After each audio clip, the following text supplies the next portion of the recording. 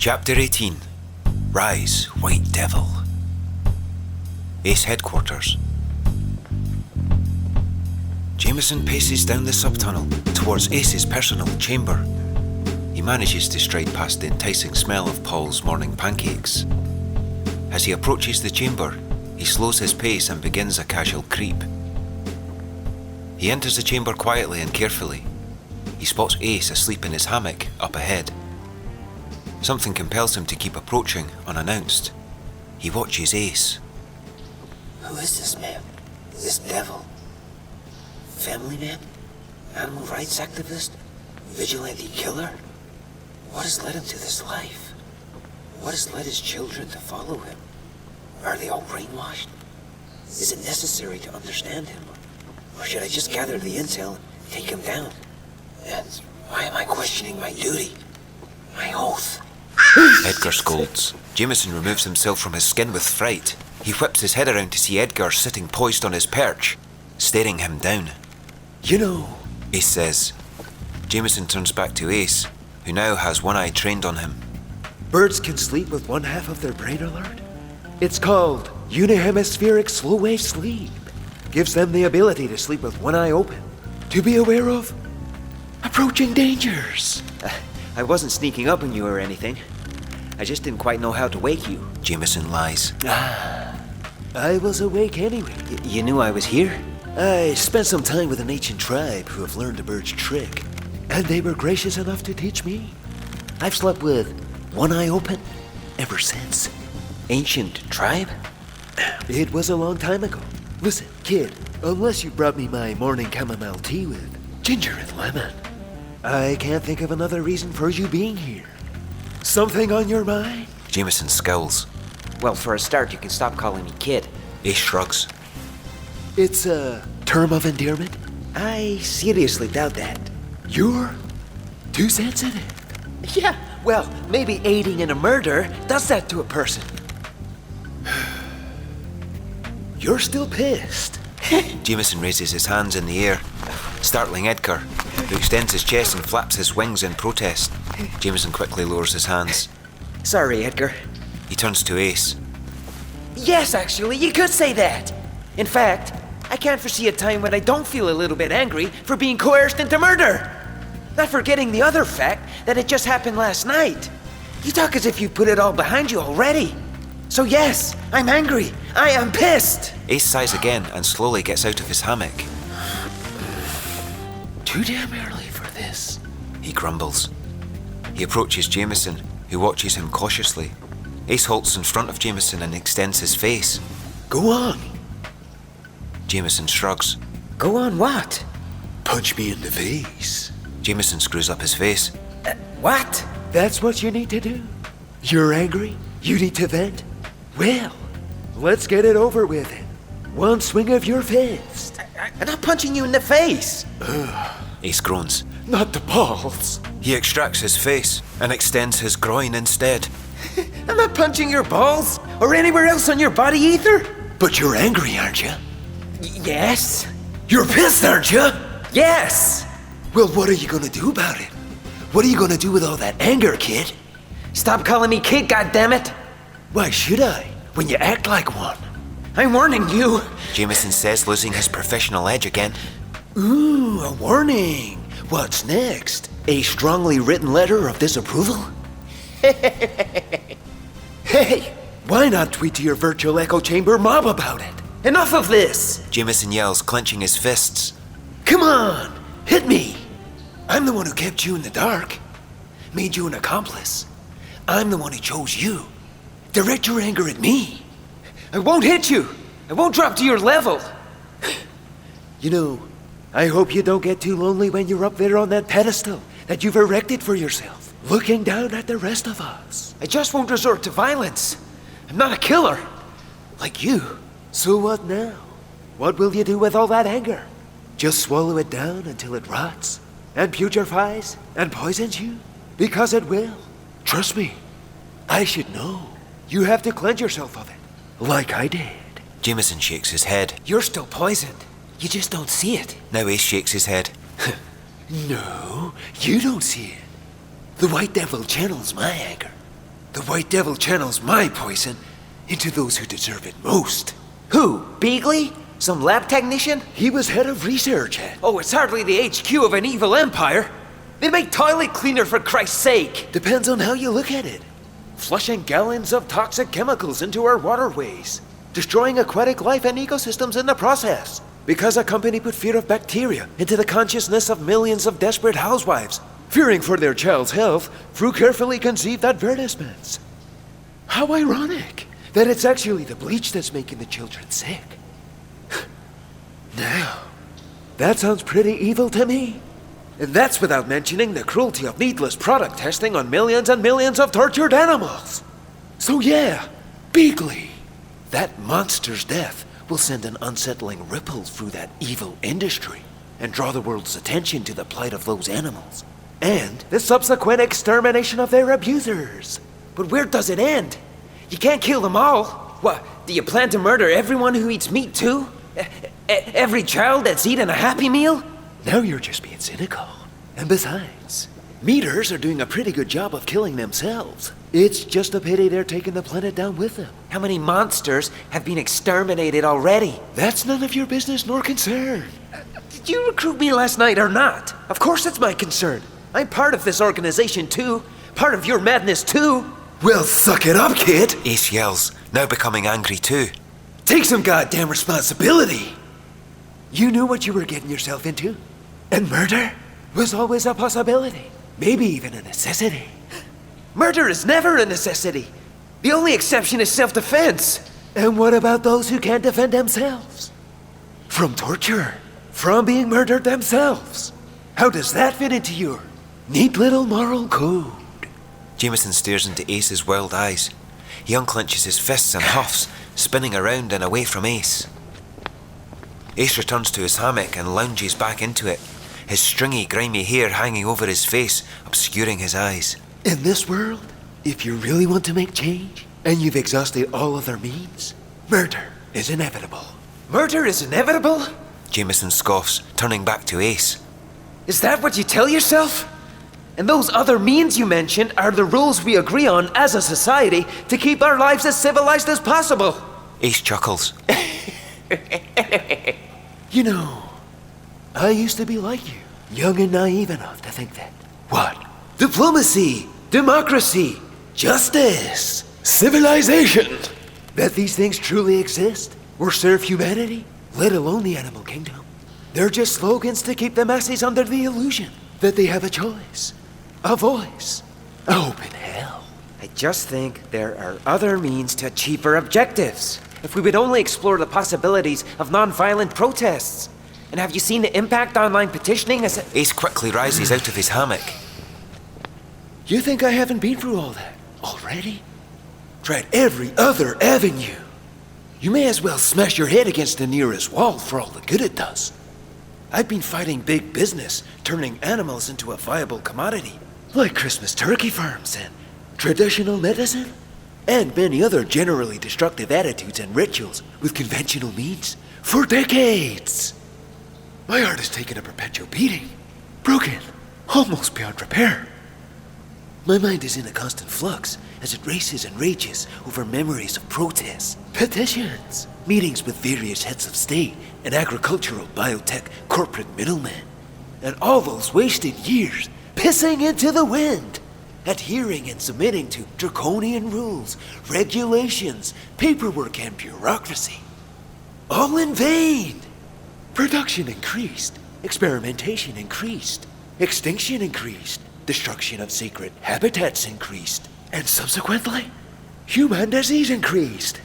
And of course, all the while, profit increased, lining the pockets of powerful people who now have the capital and power to further their apparent psychopathic ideals of the annihilation of life on Earth. I'm talking about drastic population control. And all they have to do is buy off a few politicians, frame a few judges, threaten, blackmail, bribe, and murder their way towards our obliteration. Jameson opens his mouth to speak. He can't find any words. He looks down at the floor. Isn't that a little paranoid? He asks, without looking up. Ace sighs and shakes his head. How can you live in this world, knowing who they are, what they have done, and what they do, and not be paranoid?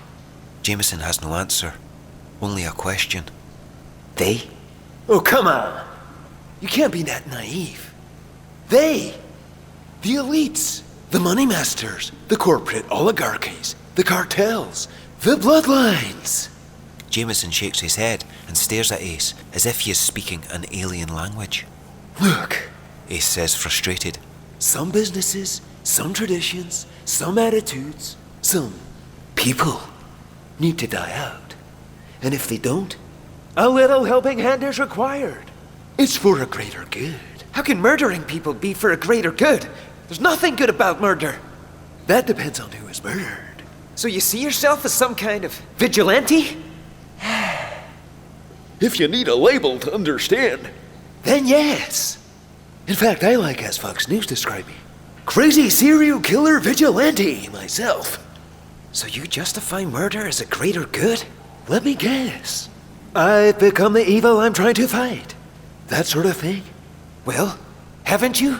Sometimes in this world, you have to fight fire with fire.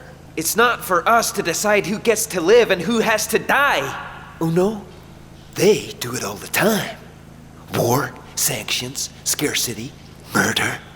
All orchestrated. Completely without remorse or retribution.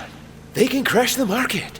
They can gun you down in the street. Send a drone through your bedroom window. Detain you indefinitely without charge if they choose to. That's not true. Go and ask Obama's Office of Legal Counsel. And the Patriot Act. These people have taken the Constitution, for all it's worth, and wiped their asses with it.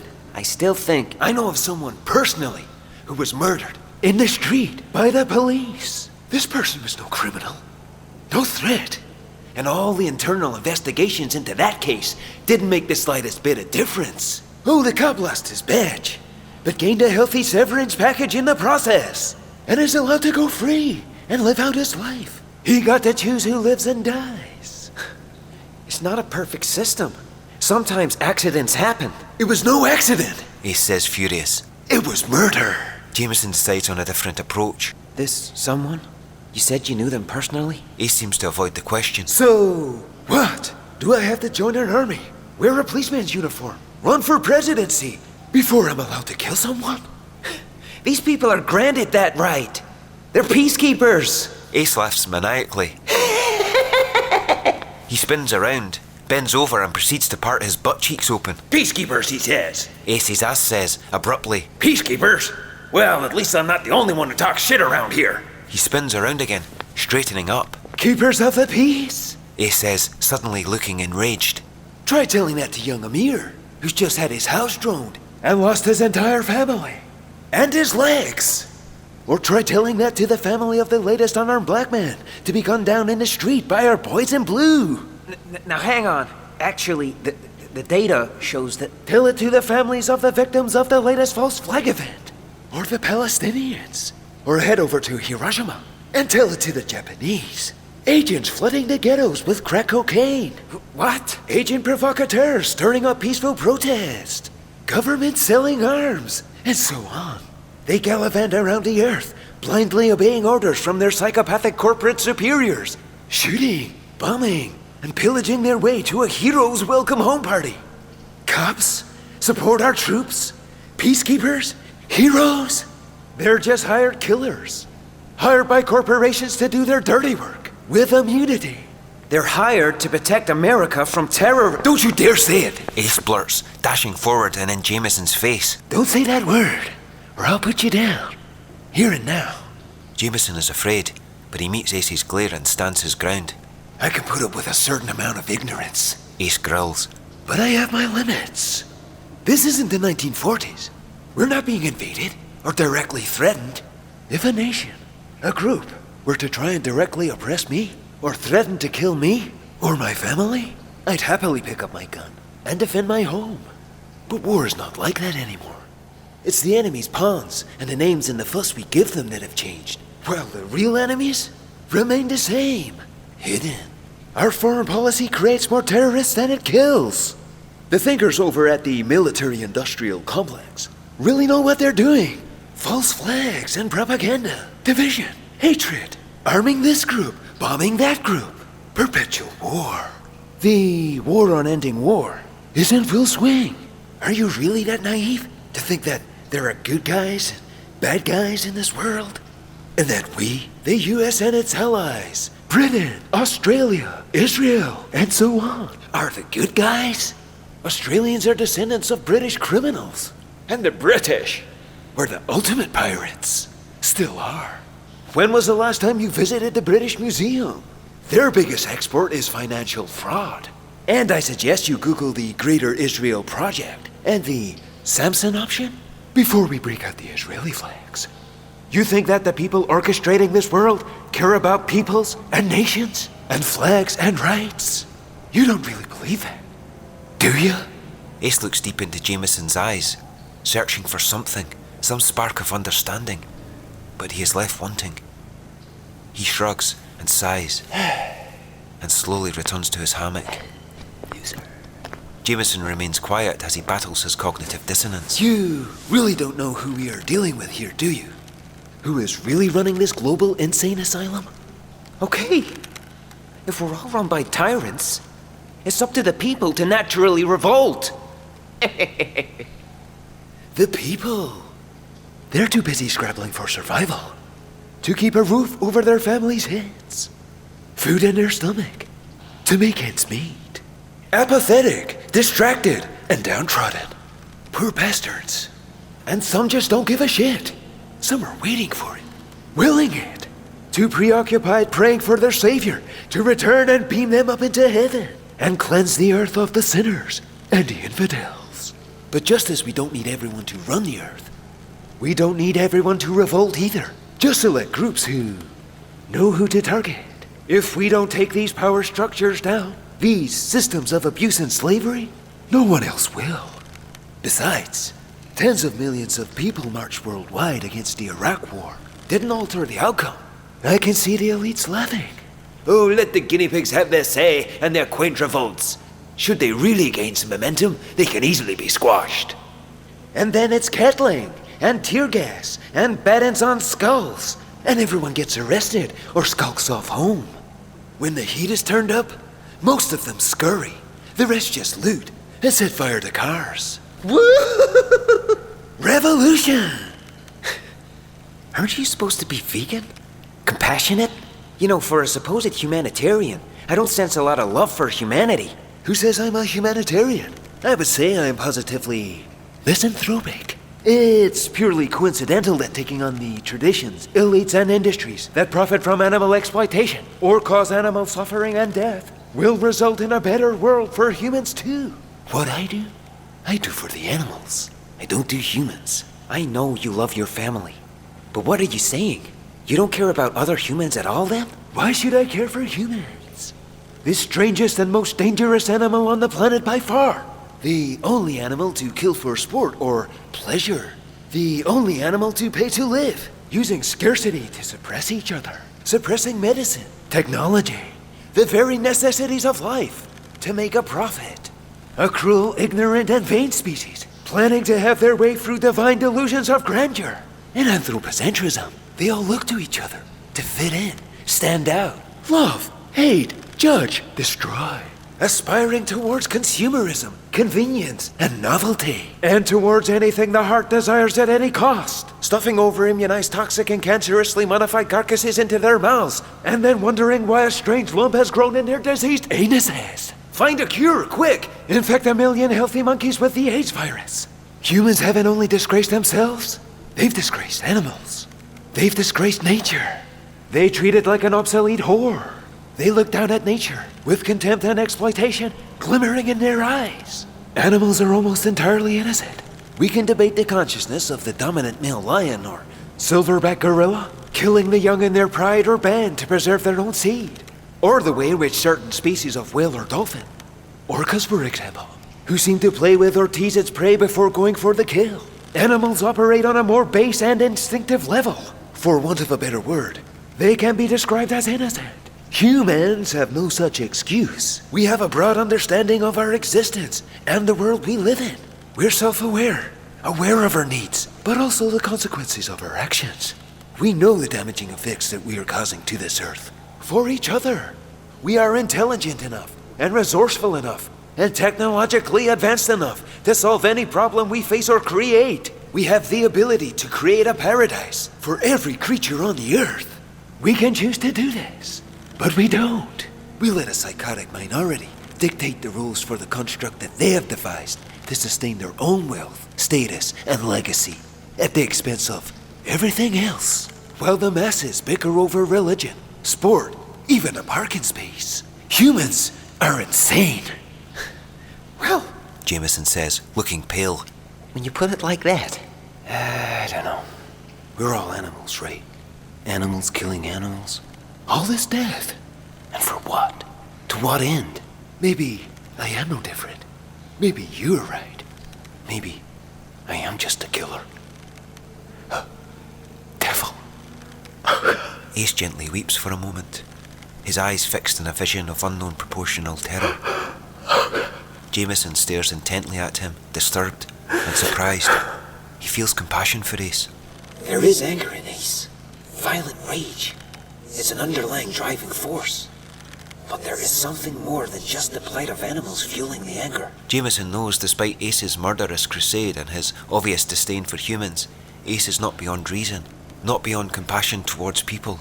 The plight of humans is never far from his mind. And he obviously cares for his family and his crew. But has he always been this way? Ace. Ace doesn't answer. He's locked inside his inner turmoil. Ace! Ace snaps out of his lucid dream. Huh? He looks up with intense, tearful eyes. What has happened to you? Ace looks haunted as he gazes off into a distant memory. What do you mean? This devil you speak of? Ace smiles through his sadness. I was broken. So defeated. You see, I took it all to heart. I took it all personally. I had to be destroyed, to be reborn. Jameson looks confused. I don't understand. Like I said, decades of fighting. It took its toll. An unimaginable toll that sent me over the edge. Maybe I let it happen. During a 2-year breakdown, I was a heavy user of opium and mescaline. I would have extended periods of alternative realities and powerful visions, dreams, in which satanic Santa Clauses in hamburger tanks, plowing over fields of dead and rotten turkey carcasses, were closing in on me, beset on destroying me and the cities of the world. Tens of thousands of chickens hanging upside down on a conveyor belt, being electrocuted, and having their heads mechanically ripped off. Desperate lions and bears in zoos and circuses, insanely pacing in cages. Dolphins with their necks cut open, blood gushing out as they violently flail in an agonizing death on the ground. Thousands of chirping, terrified cockatiels in boxes, from flight to cot to box to truck to plane to store to home to cage in the corner of a room. The ugly face of a deranged huntress, smiling merrily next to the beautiful, graceful dead giraffe she's just murdered. Trawlers destroying the ocean-empty floor. Foxes hunted and torn apart by dogs. Dogs skinned alive. An animal hell on earth, created by humanity. As Ace gently breaks down again, Jameson is surprised at the effort it takes to contain his own emotions. I could see the world on fire. I would leave my body and view the death of the planet from space, and I would weep uncontrollably and wholeheartedly. But then I would realize that I was in space, and there was no air, and I could feel my lungs collapsing, my body starting to freeze, and just at the point where my fragile body starts to implode, I would be sucked back down to Earth to find that in reality, I had trapped myself in the car boot again, struggling to breathe. Sounds like a hell of a ride, Jameson says softly. He smiles. It was. It nearly killed me. Jameson's smile drops.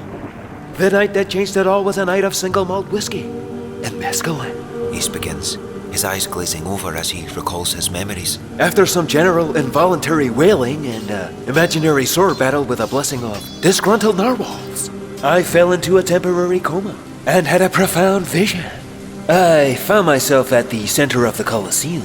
In Rome, the way it must have looked at the height of the empire. The sky was black and bleak and tarnished. The air smelled like oil and putrefied death. Sheet lightning lit up the dark sky and the Colosseum, giving me my first glimpse of the spectating crowd. But this was no ordinary crowd. Lightning flashed again, and I could witness a mass of grotesque faces, but not of humans. Animals, mammals, monkeys, birds, reptiles, insects, even fish. Every conceivable creature on Earth, standing perfectly still and silent, staring down at me. I felt a deep cold chill like never before. I was petrified. Then, a bolt of lightning hit the ground just ahead of me, blinding me momentarily. When my vision returned, a bright white ball of light took the shape of a tall, humanoid figure. I peered at it, cowering. The entity raised its hand and pointed at me. And all at once, every animal in the arena spoke. You are unaccountable! They bellowed collectively. I jumped at the force and power of their accusation. The entity raised both its hands to the sky and a bolt of lightning streaked down, hitting me, coursing through my body. My mind went blank and there was unimaginable pain in every cell of my body. I felt like I had been both burnt and frozen to death at the same time. For a fleeting moment, I thought that my brain had burst and that I was surely dead. My vision flashed back and I was back in the arena, on my knees, trembling. Steam was rising from my pores and blood trickled from my nose, my ears. Despite the excruciating pain and fear I felt, I was actually surprised to be pleased that I was still alive. I slowly lifted my head to find the entity lifting its arms to the sky again, summoning the lightning. Why? I yelled. You must know! The animal said. I was confused. No? No what? I asked. Then the lightning struck me again. I came to and slowly glanced up to see the entity, raising its arms again. The lightning felt like it was tearing every molecule in the fabric of my being apart. I would descend into near-death blackness again, only to recover, and be struck again, and again. I woke. I had no idea how long it had been going on. I somehow managed to summon strength from my wrecked body and mind. I raised my head out of the mud, and through my blurred vision, I could see the entity raising its arms to the sky. Demon! I cried out, pointing a trembling finger at the entity. This seemed to get its attention. It tilted its head, as if perplexed. I am a demon, the animal said. I tried to focus on the entity. Then, if you're no demon, why am I in hell? I asked. This is not hell, the animals replied. Then what is this? I yelled. Are you an angel sent from God to punish me? God, the animal said. You could somewhat call me an angel or a god. Why are you torturing me? I pleaded. Please, stop. Or just kill me. Why me? You must know, the animal said again. But I just shook my head. I don't know. I said, please, know what? You must know the pain, the animal spoke. The combined pain and suffering of every unnecessary death of an animal by human act. By every act of abuse and cruelty, every act of exploitation and experimentation, and butchery and slow killing, for every environment destroyed and for every species wiped out. You must know the pain. I was shocked, frightened. Why me? I cried. The entity lowered its arms and seemed to hover closer to me. It towered above me, looking down. So you could be reborn, the animal said. I couldn't understand, but I was desperate to. I didn't know if I could take any more punishment. Reborn? I asked, looking up to the entity. If I am an angel, a god, the animal said, and you are my sworn enemy, that must make you the devil. Tears streamed from my eyes. I am the devil? I asked. Yes, the animal said. But you can have salvation. You can have redemption. You know what you must do. But you have given up on us. On yourself. But we have chosen you. It seems we must make a pact with the devil. And you must be reborn. I couldn't speak. I was bewildered, exhausted, and close to unconsciousness. Reborn? I said, gasping. Reborn as what? The animals roared together. A wave of recognition washed over my mind. The animals began to chant the two words in a low murmur. Iquensuacha? I said to the entity, searching my memory. I know that name, You know what you have to do. said a deep feminine voice, now coming directly from the entity. Do not give up on us. It demanded. The animal's shout was growing louder to a crescendo. Iquensuacha? I murmured, slowly starting to lift myself out of the mud, the chant ringing in my ears. The entity beckoned me. Rise! White devil! The chant was deafening as I shakily got to my feet. The animals had began to revert back to their normal behavior and sound. Even as I straightened up, the entity loomed tall above me. It began to raise its arms to the sky. I knew what was coming.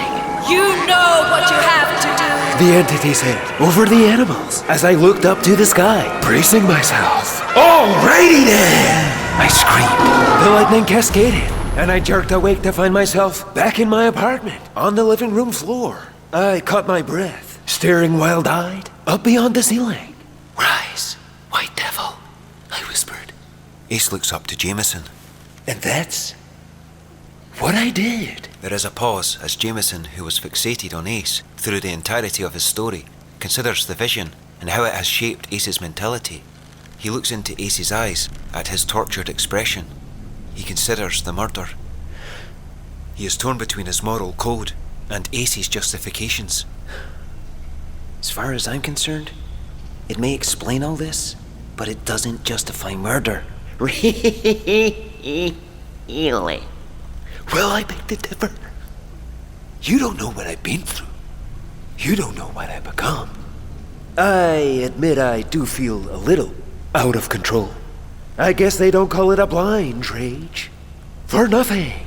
But restraint has kept me too damn complacent for too damn long. I don't know if I can do this anymore. Be part of this organization. Well, you're free to leave. But bear in mind that if after your departure, the authorities were to show up, we're gonna come looking for you. Jameson stays quiet, unnerved. And Edgar here Ace says, pointing to the crow. will find you. Never forget to face. Jameson stares at the cocky bird, and it stares right back at him, unnerving him further. Ace slowly gets out of his hammock. Although he didn't seem to recognize your face yesterday. When he gave you a peck, he only pecks strangers. My face is fairly generic. Jameson says, trying to recover. Ace squints and stares hard at him. That's true. So, what's it to be, kid? Sorry, Archer. Stay or go? Jameson wants nothing more than to leave. He can't bear the part he has played in Beakley's death. He knows he can't bear going through it again with anyone else, but he has his orders too. Infiltration. I have to stop Ace. The man and his organization.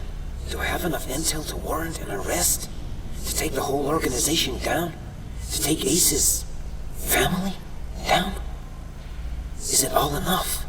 Jameson realizes he needs guidance, order to the chaos in his mind, reassurance that he is on the good guy's side after all. I must contact Black. Contact my wife. Just to hear her voice. He sees an opportunity. I don't know. I just need some time to think, to breathe. Let me head out, just for a couple of hours. And then I'll return and let you know what I intend to do. Ace thinks for a moment. Okay. He nods.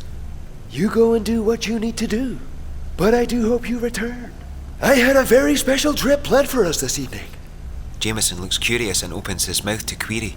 I'll have Edgar tell you. Ace says, looking at the crow, cutting Jameson off before he can speak. Just to make sure you're okay, of course. Ace grins. Of course. Jameson smiles, playing along. Ace gestures his hand towards the exit. Be careful out there. Remember, they're all insane. Jameson shakes his head and laughs sardonically. Out there? In here? He shrugs as he turns to leave. What's the difference?